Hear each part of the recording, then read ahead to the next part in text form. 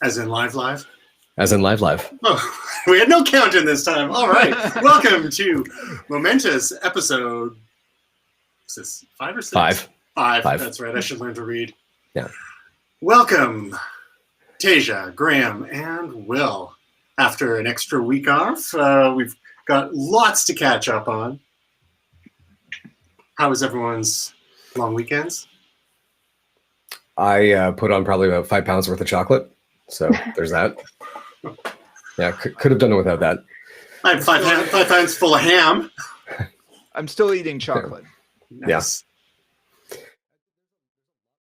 There's a lot more left over in the stores. I don't know if that was sort of fewer people bought chocolate this year. Did they overstock on chocolate? But there's a lot more chocolate in the stores. Is chocolate considered an essential item for you all in Canada? Yes. Was that unclear? Yeah.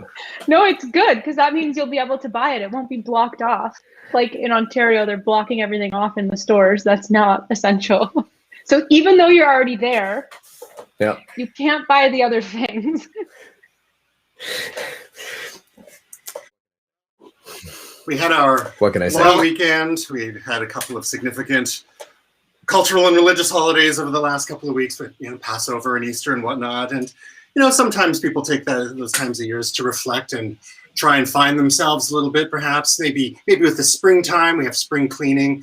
You may find things in your closets you never realized. But Apple thought it would get in on the action and decide to expand their Find My network, which is surprising a lot of people. We've been able to find my iPhone, find my iPad, find my Mac for a while. And there's been rumors for months and months now that Apple was going to invent a competitor to Tile, your little tags you could attach to your keys, your pets, or slip in your kid's backpack, and have their own extension to the Find My network that way.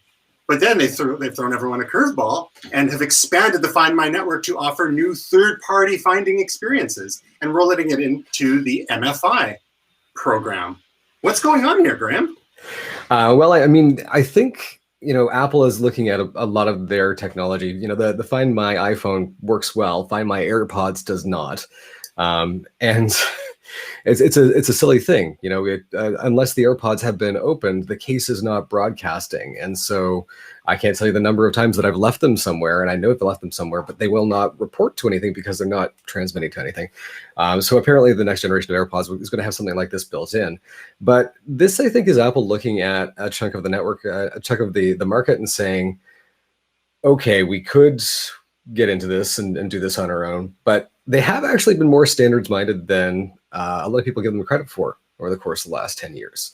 FaceTime was supposed to be an open standard, and it was only because of a patent dispute that it wasn't. So looking at this right now, I think that Apple is probably saying, we're going to have an entry into this category. They're probably going to have AirTags, but it's better for everyone if these things work harmoniously together, right? If your Tile can also ping your AirTag, can ping your whatever else that you've got in your finding network. This is a huge net benefit for Apple users and for the users of these technologies. Well, the interesting thing is that what Apple has that Tile doesn't is a huge network of users with iPhones, iPads, Macs, and other devices out there. Because the way Tile would work is that if you lost a set of keys or another, something else that had a Tile tag on it, anyone that had the Tile app installed on their phone could basically be a sensor to help you find that stuff.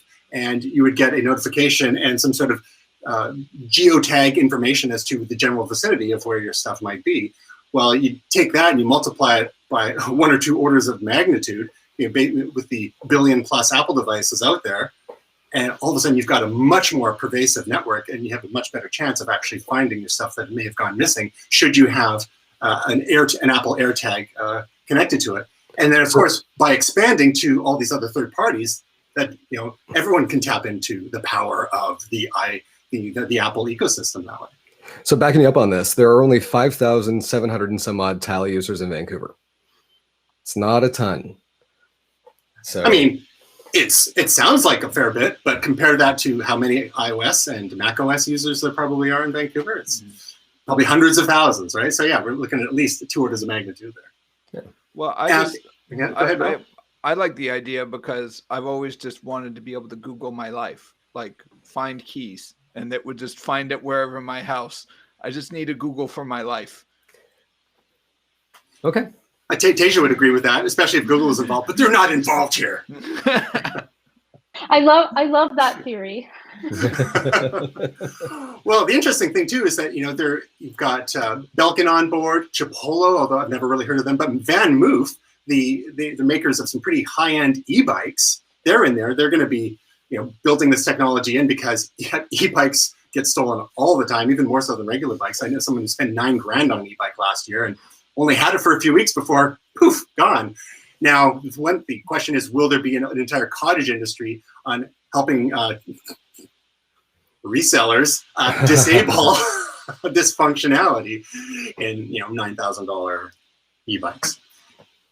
Anyhow, Find My, coming to a much wider network near you. You can find yourself, your kids, your pets. It's already in the beta of 14.5 point whatever, right? I think I flipped through that and saw it the other day. Yeah. So again, the speculation is that we will have an Apple hardware entrant to this market, either sometime this month. They thought there was going to be a March event. Didn't happen. Some people are speculating on an April event. We'll see. It might just be press releases. Otherwise, Worldwide Developers Conference, WWDC, in June, where they may have more information for developers on how to take advantage of this. I think one of the other things that is part of this situation, by opening it up to third parties, Apple is preemptively trying to avoid any further antitrust talks. With people, Apple being a monopoly when it comes to iOS. They're the only makers of iOS and macOS devices, of course.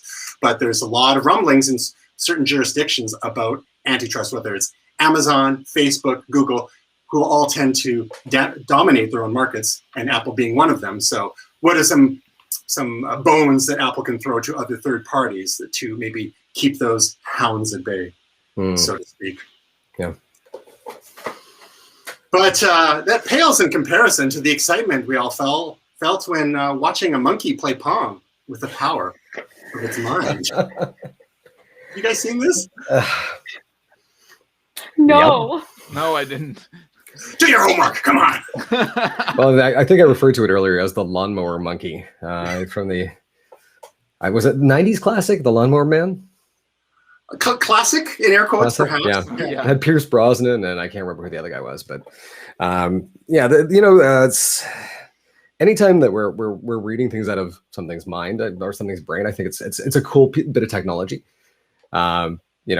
We've had interfaces like this before, where you think a certain thing or you flex a certain muscle and things will respond to you in a digital way. And they're swearing at this point that this is actually the intent of moving this paddle as what we're seeing, as opposed to just a trained response. And if it is, that's really freaking awesome. It's really neat. So, I mean, this is Elon Musk at it again at one of his other companies, Neuralink, who's been working on brain-computer interfaces for the last few years. And like Graham says, there have been other attempts at this, to decode the signals in our brains, and how can we reverse engineer them so that we can not only read what someone's thinking, but maybe at some point influence. We've talked a few weeks ago about different interfaces like cochlear implants to help people hear, optical implants to help people see again, and so on. But now this is the holy grail, actually being able to decode what is happening in our brains. And I think a lot of this has really been accelerated through machine learning algorithms. It's one thing to manually sift through all this data. It's another thing for the machine learning algorithms to go and actually find the patterns. So in this video, if you watch it, it's this monkey who's using a joystick to follow a cursor around the screen. The cursor moves to one square, he uses the joystick to move it to the matching square. Later on, you see him playing Pong, again using this joystick. Then you see these same activities being done with no joystick in sight. And that's like the mind-blowing moment, so to speak. Yeah. So, Tasia, how would you feel about Elon having access to your brain? I welcome it. I don't know how he would feel about having access to my brain, but I would welcome it. Listen, I've told you guys multiple times, we've talked about this before, and it kind of goes, to what like Lowell was saying about, Google my life type thing. But like, to me, y'all know everything about me anyway. The world, if anybody was watching, Big Brother, whatever, everybody's afraid that, we have no privacy. I don't care. I don't have anything to hide. So to me, it's like, take my information, take whatever you need, and make my life easier. Simplify it. Is that totally awful? We think more harm would be done to Elon by actually seeing the contents of your mind? Like this. Yes. Very He'd be like, she thinks what? Like, humans think like this? Oh my God, this is the video?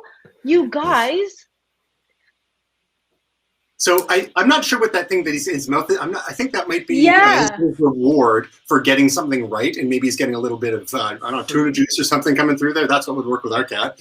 But I think that's what that little pipe is doing. Is probably giving him a little reward when he gets things right, and you can see he's using the joystick with his right hand there. Wow, it looks like he's got a step up. I got to step up my dog training. This is incredible. Get your dog playing Pong with the power of its mind. Seriously. And I just to sort of go on also what Tasia said is I agree. I mean, I think that's at the end of the day, like a lot of this gets down to, does it make my life easier or better? And one of the things too, I often say, and I know many of us have, Amazon Echoes or Alexa or all that stuff. And that's all great. And there's benefit there. But I always feel like what I really want to say is, Alexa, mow the lawn. Alexa, do my taxes. And yes, we don't do that. So, I mean, that's where there's a little bit of like, there's some benefit, but it's not a huge amount. It's like, Alexa, play The Who. It's there's something there, but it's not quite what I want it to be. And you want to be able to think it and have Alexa do that for you. Exactly. Yeah. But we just need a filter somehow, because like as humans, like guys, we all gonna be canceled if all of a sudden everything we thought was just out there. So there needs to be some type of filter we could put on it, and then we can say, like, when you're talking into your Apple Watch and it's like, would you like me to send this message? Yes, I would. So like, would you like me to do? Oh no, don't send that out. Like, we need to have a filter. That's all. Other than that, enter. Agreed. You have permission. And of course, the more profound implications of technology like this, ultimately the direction Neuralink is going toward is being able to allow those with various levels of paralysis to be able to access technologies in ways, if you have a quadriplegic, for example, and they can't even control a joystick, there are some tools that let you use, your eye movements, but if you could reduce the friction even more and associate thoughts with actions on a computer screen to help people communicate or to help them have some level of independence. Now, and this is only the beginning. I mean, that's the one thing, again, Elon, for all his foibles, and I think, again, we need visionaries like this, is that where they're going with this ultimately is they want to be able to use technologies like this, decoding signals to eventually bypass parts of our bodies which aren't working properly. So, for example, if someone has, a spinal cord compromised and their legs don't work, well, if you can decode the signal, understand what the mind is trying to activate or the brain is trying to activate in the legs, and then you have a bypass of the spinal cord and get that signal to the legs otherwise. That's where they're trying to go with this ultimately. So if you think about, benefits for humanity, especially those who have been injured, who have been born with, compromised bodies in one way or the other, spina bifida and so on, and it's not going to be the panacea for all conditions, but the further we push into research like that, combining, so you've got the tech side and then combining with, what they're doing with stem cells to regrow and regenerate nerves and all that kind of stuff. Like, it's a really interesting future in the next little while. There are some additional implications as well, and that is, the ability to react incredibly quickly through a neural link. And so when you're looking at, say, for example, the F-35, fighter pilots having a more direct access to controls, it starts there. But, you're driving your car, the amount of time that it takes for your brain to register something happening and then transmit to your foot to stomp on the brake. It's one of the reasons why we've got augmented brakes right now. But you can imagine, right? Like looking at it this way, your reaction time would be cut down drastically if the moment that you think something, you can make it happen. I think this also means that we'll be able to pilot giant robot battle suits, and I think they'll be really happy about that. Awesome. Yes. And if we're being honest, I think a lot of people are interested for their reflex times in Call of Duty and so on. I was straight up Voltron right here, so I'll form the head. Perfect. Well, we've talked about Apple entering certain businesses or expanding certain businesses. We have to pour one out for LG this week, who's decided to exit stage left the smartphone business. After years and years of honest effort, and lots of interesting innovations and form factors that we're not seeing from Apple and Samsung, they decided to pack it in. There's just not enough room in the marketplace for them to make money. How do we feel about this? I mean, are we going to miss LG being in the market? How relevant have they been in the last 5 or 10 years? They were the ones who were doing different things. Like they did come up with different form factors. They were working on ideas that Samsung wouldn't do. And so, I kind of will miss them. They're sort of like the weird uncle that gets people to kind of do things like here, go try skydiving. That's LG with their phones. I mean, we'll miss them in that vein. I don't think the market's going to miss them. Like right now, if people were to ask you, which Android phone should you buy? The answer is typically going to be the high-end Samsung or a Pixel. And there's not a lot of space in the market for anything else. And I'm sure, the Motorola's and whoever else in the world who's still doing that, because I don't even know anymore. They might be upset to hear that, but it's kind of the truth. Like can you think of the last time that somebody recommended a phone other than those two in the Android ecospace?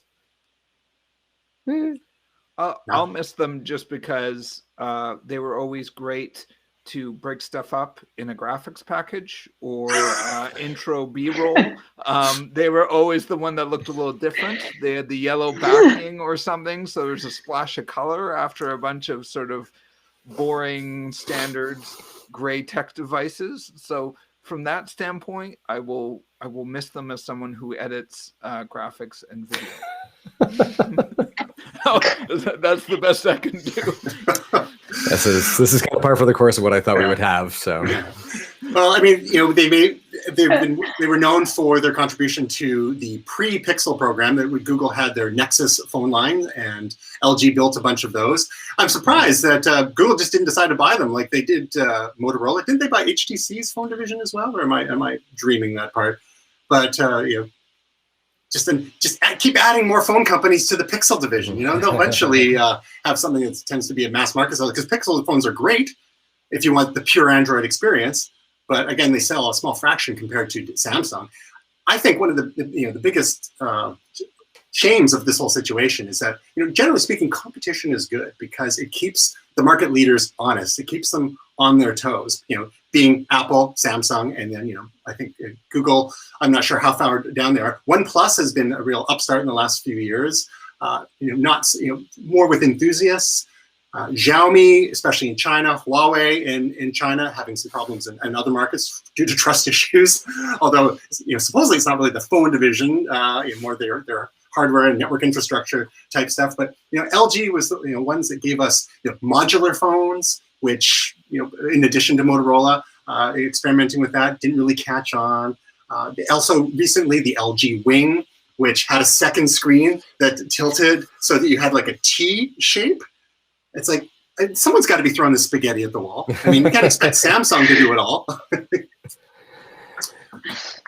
Yeah, I mean, I think this is kind of what comes out of having sort of two major operating systems, right? And not having control of that operating system yourself. You try to innovate through hardware.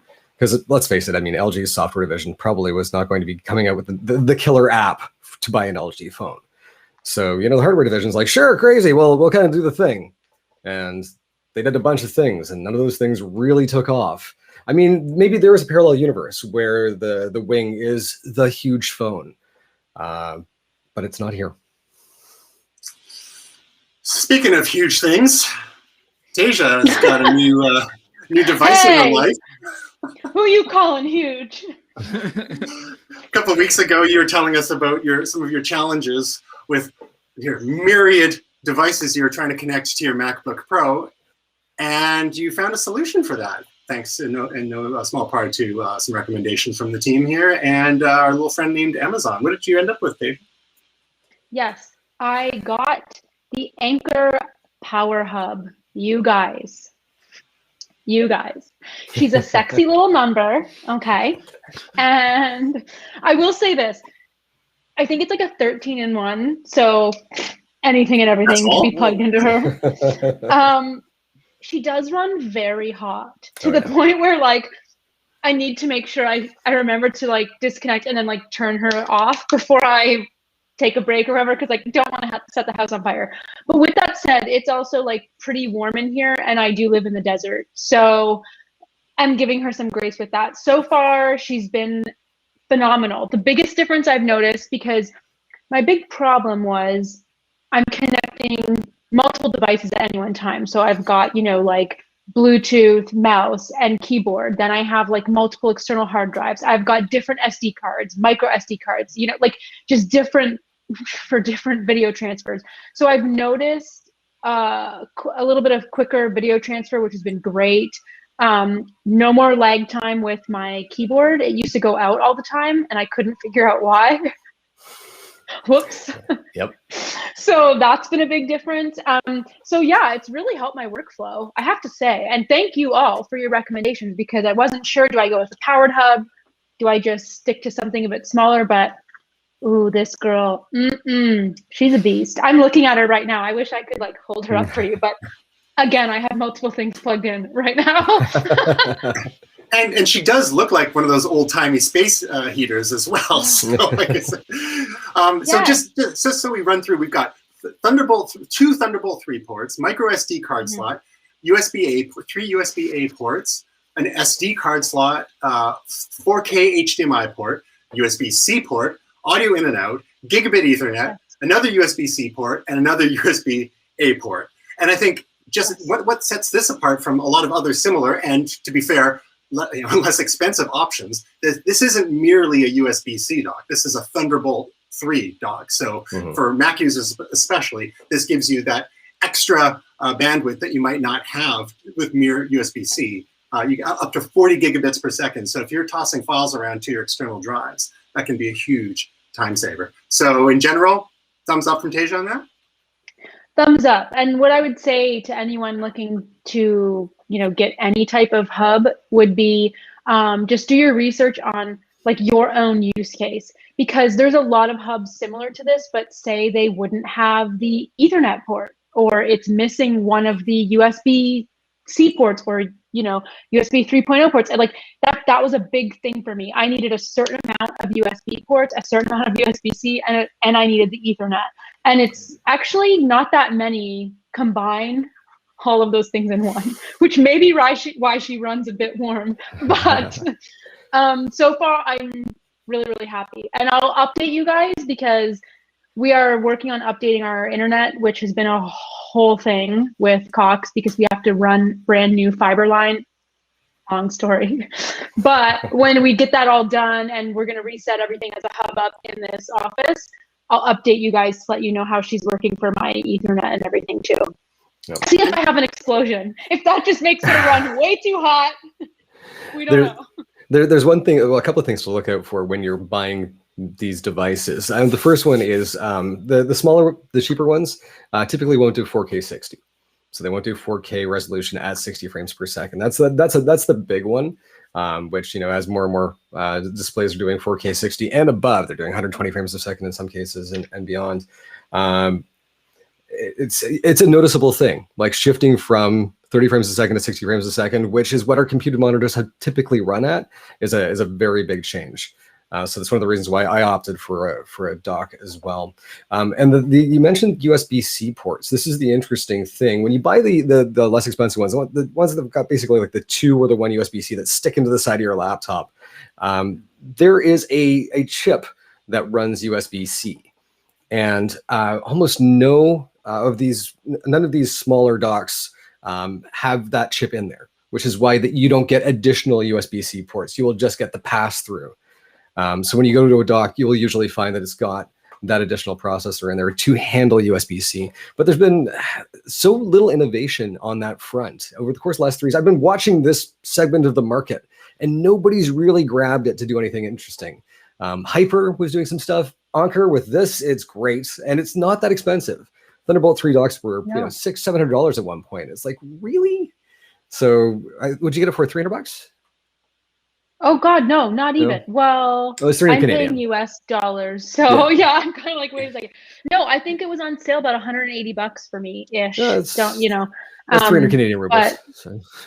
Yeah. So, by the way, if anybody wants one, they can go to my Amazon storefront or watch one of my latest YouTube videos and find an affiliate link. Wait 1 second. We're going to have competing affiliate programs going on here. So, just so the problem this is solving, and those of us that have laptops, MacBooks or otherwise, especially Apple is notorious for this, for having a limited number of USB-C ports on the newer machines. If you have a MacBook Air or a lower-end 13-inch MacBook Pro, you've only got 2 USB-C ports. Quite often, one of them is taken up by power. If you have one of the higher-end 13-inch MacBook Pros or a 16-inch MacBook Pro, you've got 4 USB-C ports, and that's what you've got, right? Tasia, this is a 16-inch MacBook Pro. But even then, if you're a pro user, or pro-ish user, those slots can get taken up quite quickly, and especially they're all full. Yeah, and if you have any of those that are drawing any devices that are drawing significant amounts of power, including external drives, that's where you can get into real problems. So that's why we recommend a powered hub that's had its own AC power adapter, rather than just pulling additional power from your laptop, because each of those ports only can deliver so much power. So great we got one tech gremlin slain for you there, Tasia. Now, Will has a little bit of news. Speaking of thorns in our technical sides, you're a Serato user. Will, can you tell us what Serato is and what the news is on that front?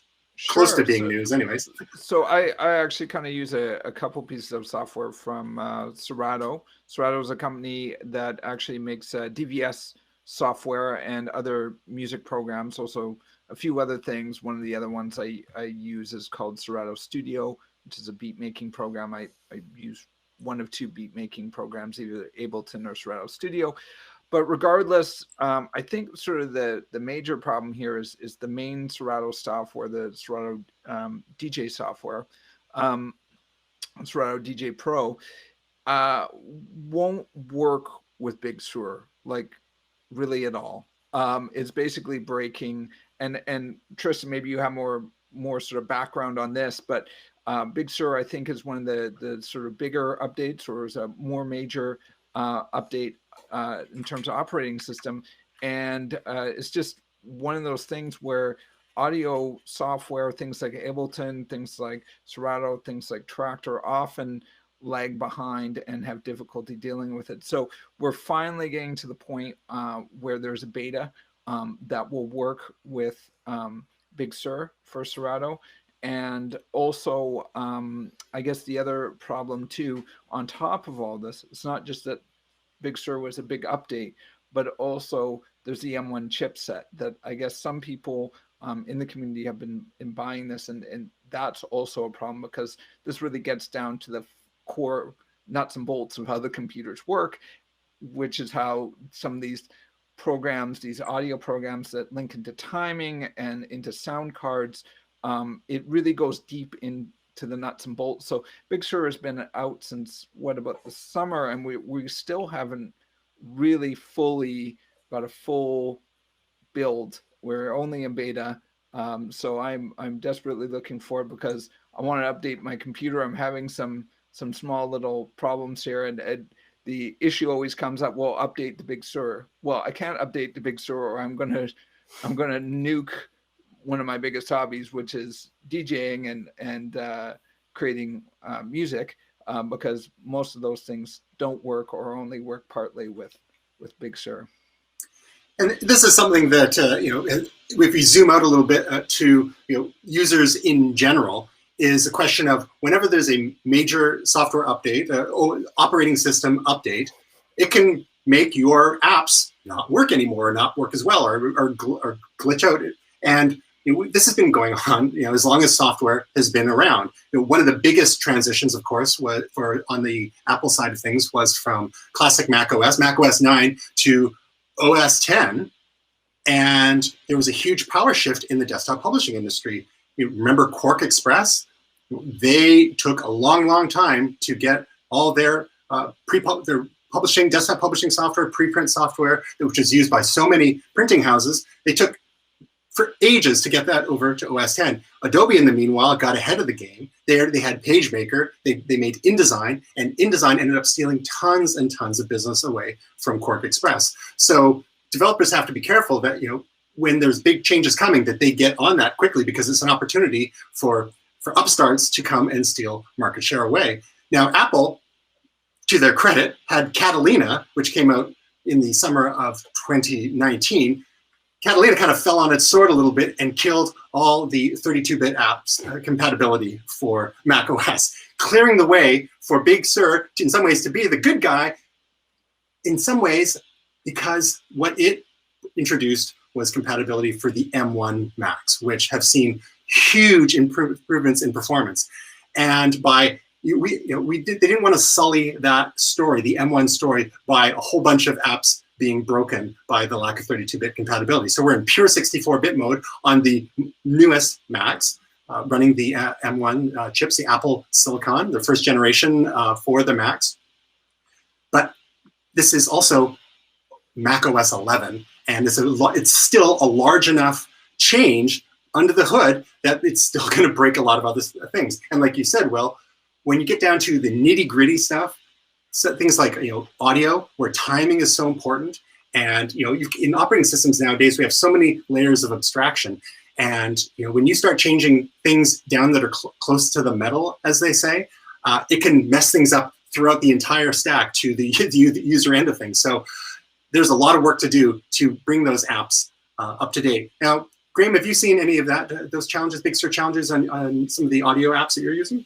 No way. Well, I brought this up earlier because Will had said something about Tractor not getting an update. I'm like, hang on a darn second. Native Instruments is fully compatible.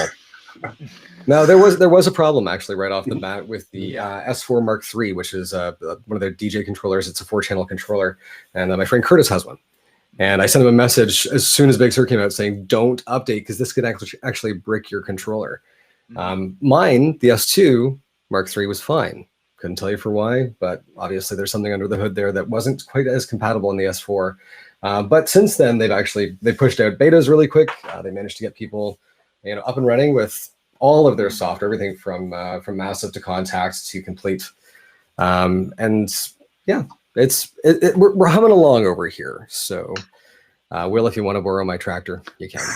Yeah. So your mileage may vary.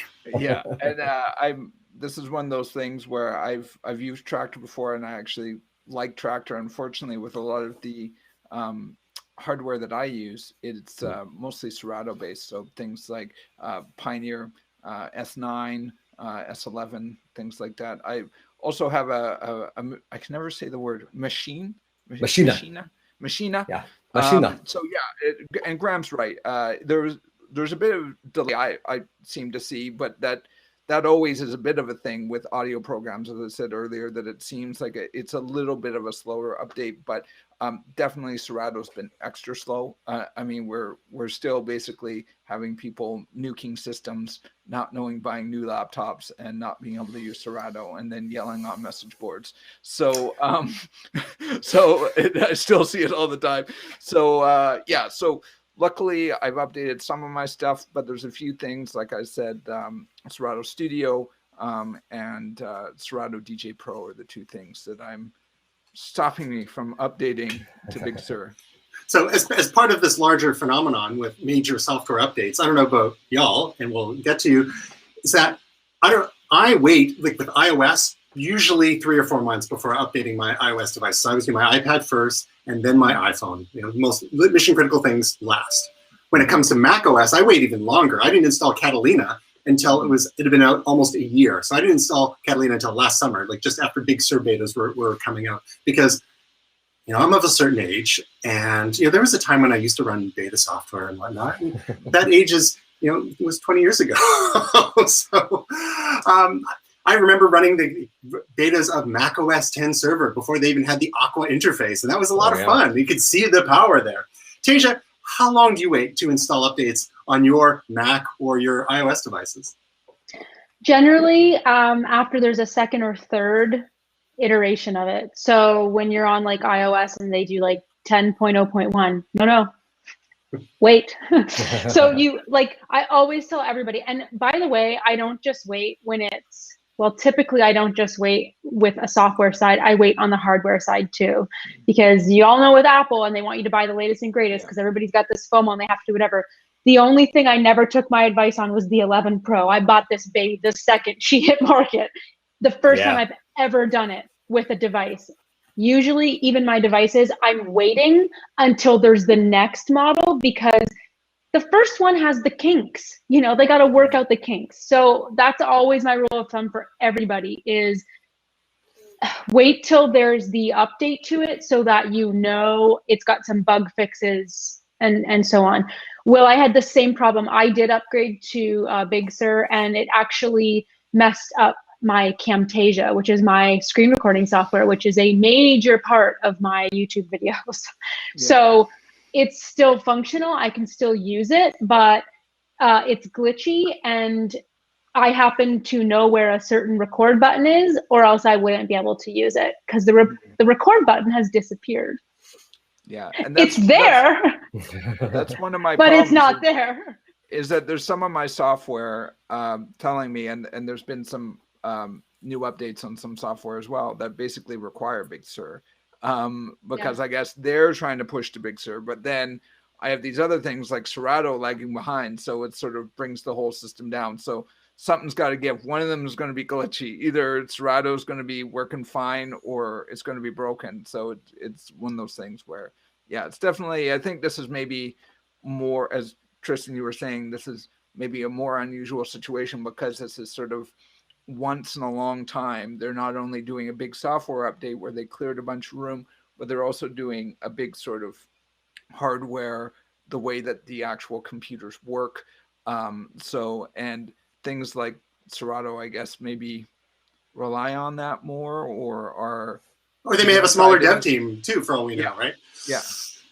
So Will, I think that you're generally pretty cautious when it comes to the updates as well. One of the nice things, especially on the macOS side, is they've separated out the security updates from the major system updates. So if you're not ready to commit to the next dot release or even the next major full digit revision, there's a number of security updates you can install in the meantime.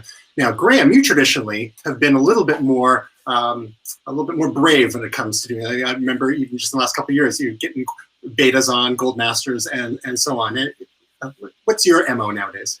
Yeah, I mean, I don't as much anymore. I tend to stick to things that are less dangerous, like jaywalking in the middle of the night. But typically for me, it's if there's a really desirable feature on a beta. Right now, if I had the ability to, because I don't think they've got it in open beta, the new Apple Watch software that would let you do the if it's on your wrist, it unlocks your phone instead of having to use Face ID. So that's a feature that's coming in 14.5, but I don't think you can get that yet, and I haven't really looked into it. But I've got the beta running on my phone, and it's fine. 14 was fine. Typically, though, with macOS, I wait about a week. Right, I don't wait until the point. I wait about a week because if you're not at smoking crater point by the first 7 days, it's going to be fine.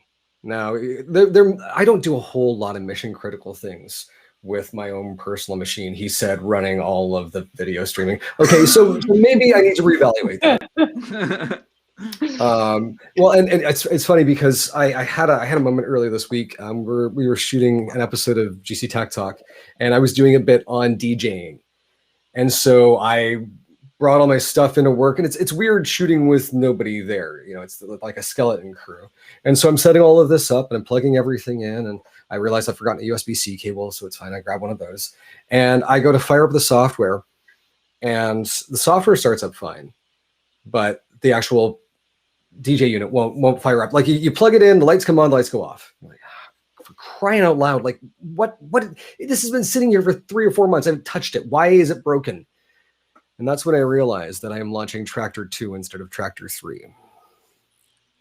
So let this be a warning to you. As you upgrade your software, delete the old versions. Mm-hmm. That was half an hour of tears and bitterness. Yeah. Because I just used Spotlight to launch Tractor. Didn't look. I'm not a clever man. Let's add a caveat to that, though. You can delete or uninstall your previous version, but it's always good to make sure you still have an installer of the old version kicking around somewhere in case you want to roll back. Because sometimes, just the new version just doesn't work for whatever reason. You're like, oh, go back. And best advice for anyone is don't do major software upgrades or operating system upgrades in the middle of a project. No, never.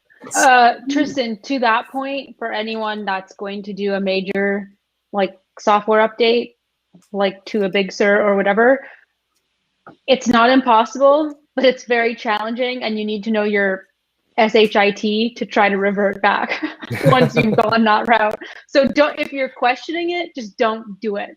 Okay, just wait. And make sure you've got up-to-date backups as well. I was going to say, is anybody still using Time Machine? I do. Yeah. I stopped because there's nothing on my system that isn't automatically synced to the cloud in multiple ways. And it's like Time Machine would help me revert back to a point where the system was working well beforehand, but this is a Mac, and I have very rarely had those moments. I had to do a full reinstall on Windows 10 because I changed the processor and a motherboard out, and apparently that just meant every blue screen error on the planet. And it would not restore to a previous one. So that was a clean wipe. But actually, I haven't used Time Machine in, I'm going to knock on wood right now, but I haven't used Time Machine in probably about 3 or 4 years. Well, Graham, this is spoken from a man who helped me when my old MacBook Pro bit it for the 4th time. So I had a lemon, you guys. I was one of the special cases that I saved up a lot of money. I bought my very first laptop, new, not like a refurb, whatever. And she was a lemon. She had 4 hard drives in the short life that I had her. And I have to tell you, I take care of my stuff. It's not banged around. I back up everything. Graham saved me when I was on a work trip and helped install a brand new hard drive, saved me. And that is why I still back up and use Time Machine, because I'm scarred. I've lived through a lemon. Yeah, that's fair. And that computer, by the way, gave it to my sister, still ticking. So you did a good install, Graham. You did a good install. Thank you. Let me just represent the belt and suspenders contingent for a moment here. Yeah. Because Graham, I get what you're saying in terms of moving away from Time Machine, but going all cloud. Some of you may be familiar or heard of the 3-2-1 strategy when it comes to backups. Having 3 total copies of your data, 2 of which are local but on different mediums, and at least 1 in the cloud. So if we go only 1 copy in the cloud, then that's our single point of failure. 2 copies in the cloud, well, that's a little less, but it still might be handy to have local backups should, the S hit the F, and and maybe you're in a compromised bandwidth situation, et cetera, et cetera, et cetera. Don't get me wrong. I still have a Time Machine backup. I just haven't used one in 3 or 4 years. It's still backing up regularly. Yeah. Oh, okay. Well, Gotcha. Oh yeah, no, it's just humming along in the background, and if the apocalypse hits, great, we're fine. Right. But no, I literally have not. Even when I bought new Macs, the transfer utility, I don't even do that anymore. I just grab everything from iCloud. Yeah. All right. Okay. That's so false alert. Yeah. All right. Yeah, I'm still glad to see you remain in God's light. Anyhow, let's move on to our next up. Some picks of the week. We've got some interesting picks. Graham, what is Invincible? Aside from your data backup strategy, obviously.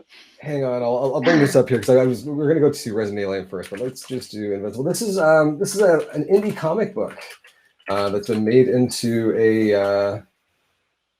I'm a big fan, series. by the way. Yeah, into a series by Amazon. I figured you would be, Will. Yeah. So let me share the comic this book is amazing, and I've only watched the first episode so far, but it's one of the most spot on sort of direct translations that I've seen of a comic book.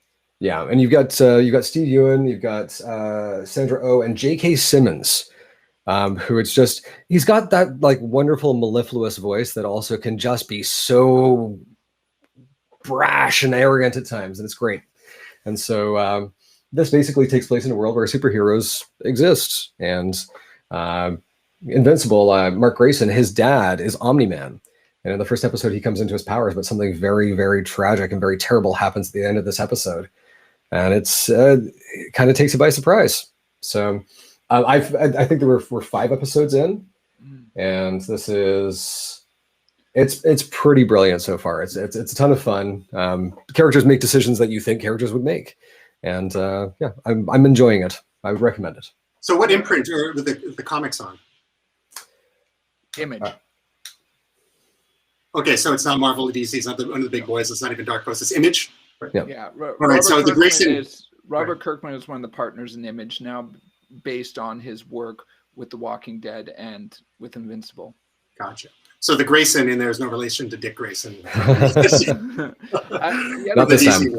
Right. The other thing I'll just say about Robert Kirkman, I'm a huge fan. I think he's brilliant. I've read a lot of sort of the big books he's done. But this is a little bit of, and I'm with Graham. Watch this. This is amazing. I watched it with my wife. The one thing you have to understand about Robert Kirkman is he is not scared of killing people.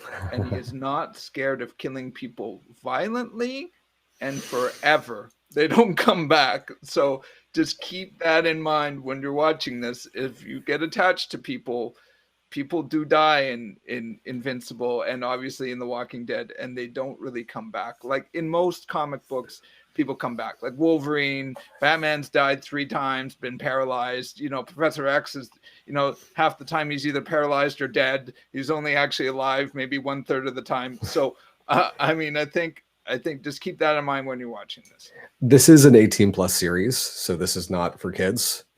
There is a lot of graphic violence in it, so don't be watching it with your youngsters. This is just for mom and dad. Well, while we're in the comic book universe, Will, you wanted to highlight a new trailer that's come to us through the Marvel Cinematic Universe. Yeah, I don't know if you guys caught it or if anyone out there is caught it, but there's again building on the sort of Disney Plus empire. So we were at Mandalorian late last year, and then we are at WandaVision, and now we're sort of most of the way through Falcon and Winter Soldier, which I'm enjoying. And this is sort of the next entry that's going to come out in June, I believe. They released sort of another trailer, and I really enjoyed it. I'm getting hardcore Brazil 1984 type vibes from it, and I'm really loving where it's going. Obviously, there's a lot of comic book stuff in there, but I'm also just getting a lot of vibes of classic movies and Terry Gilliam and lots of great things in there. So I don't know if you guys had any thoughts on that, but I noticed Pedro Pascal, so thumbs up there. Yeah. I'm so glad that we're getting more of Tom Hiddleston's Loki. It's they're and obviously spoilers for anybody who hasn't seen all the way through Endgame, but it looked like we weren't going to get a whole lot more Loki. And so to see this, and he's got variant on the back of his shirt, because this is the Loki that grabbed the Tesseract and buggered off through time and space. And so he's broken time. That's awesome. It's great. And I really can't wait to see what happens with this. I don't know if you guys can see my video right now, but I am max headrooming out in a big way, and it's kind of awesome. Yes. So the understanding here is that this is probably a lead into the next Doctor Strange movie? I think WandaVision was more of a direct okay. lead into to Doctor Strange. With this one, I think it's... When we're talking multiverses, though, that's my only thought. Yeah, well, it's yeah. Multiverse of Madness, Doctor Strange movie. We'll see when the movies actually make it out, if they're going to hold off for theatrical releases or if they're going to put the streaming. I mean, I've got a log jam of DC movies that I haven't seen yet because I'm waiting for the theaters to open up, and fingers crossed they actually. But hopefully, before we get too deep into the Marvel releases, which they've been hanging on. We're still waiting for Black Widow, and I think they're going to do Black Widow on streaming now. Was that the latest? Or are they are, holding up? Yeah. Oh, sad. And one of the great things too here, and not to get too far down the rabbit hole of Falcon and the Winter Soldier, but these do feel like so far these are almost like little background stories. So people who are very well produced, high-end background stories that feel like a movie, but it's almost sort of like, at the end of Endgame, Cap has given Falcon the shield, and there might not be that much if you just watch the next movie. There may not be all that much that you missed if you didn't watch the show. But for those who are really interested and want a little bit more, this is more character development, more psychology about what it means to be Captain America or Falcon, or what it means to be the Winter Soldier. So, and same with WandaVision. It was a little bit about, who is she and where do her powers come from. If you just watch the next movie and you skipped all of it, you might not miss all that much. Well, we'll have to wait until June to get a little bit of Loki, but Falcon and Winter Soldier definitely and I've been enjoying that so far. And Tasia, we got to get you caught up. I know. I have a lot to catch up on. One show that I've been enjoying recently, which is from the Sci-Fi Network in the US, and I believe it's on Crave here in Canada, is Resident Alien, starring none other than Alan Tudyk, who some of you may remember from Firefly. He's also done lots of other TV work, lots of voiceover work for animated series. He's got a great voice. He's got a great face, too. Unfortunately, we don't get to see him in the animation, but you may recall he also did the voice of K2SO in Star Wars Rogue One. So Alan Tudyk in this story, Resident Alien, plays an alien who crash lands on Earth and ends up taking the place of the local small town country doctor. Because that's just the situation he finds himself in, and having to adapt to the human ways very quickly and discovering what it means to be human. Hilarity ensues.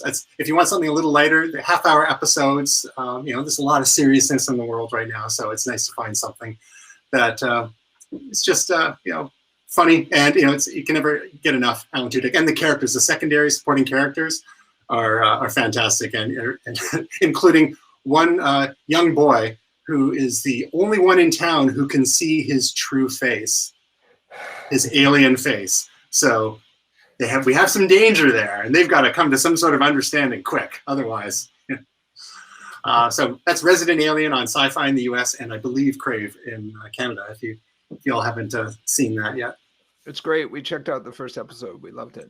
Yay!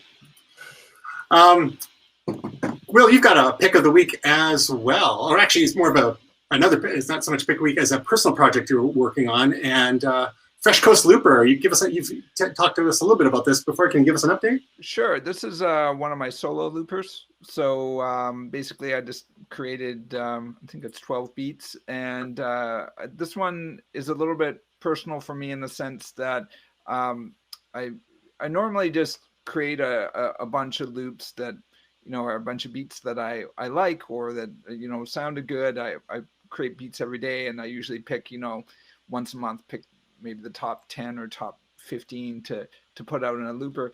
This one was actually I gave myself a theme, so it's based on sort of the local hip hop scene in Vancouver and some of the musical influences that I have. So each one of these loops is named after sort of an institution or a person in the Vancouver hip hop community from the early 90s to the early 2000s. So things like Incredible Ease, who was a very important rapper and radio host for Crispy Biscuit, and very influential in the hip hop community. He's one of the first ones that I named something after. So for me, it was a little bit of a challenge. I gave myself a challenge about doing beats that were really influenced from each of those things, or at least were inspired by those things. So for me, this was a little bit of a passion project or a fun little challenge. So I hope you guys check it out. I really enjoyed this one.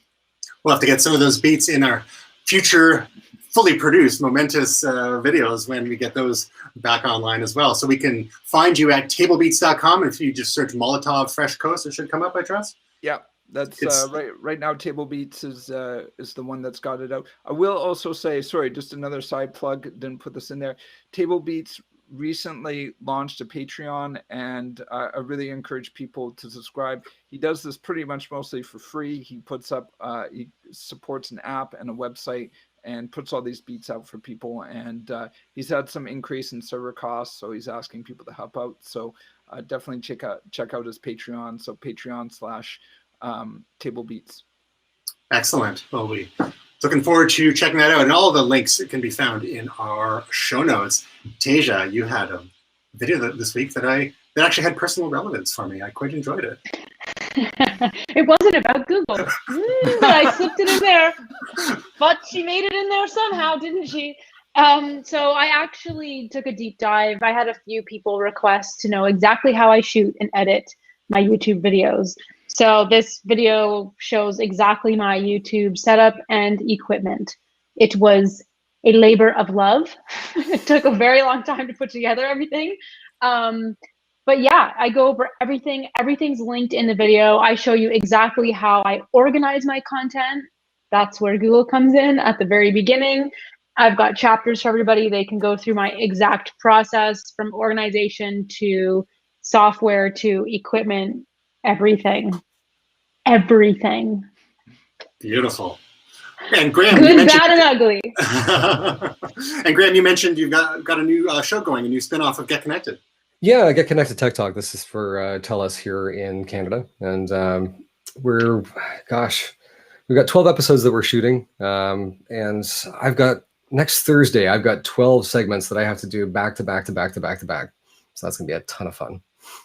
Good stuff. Well, busy week ahead.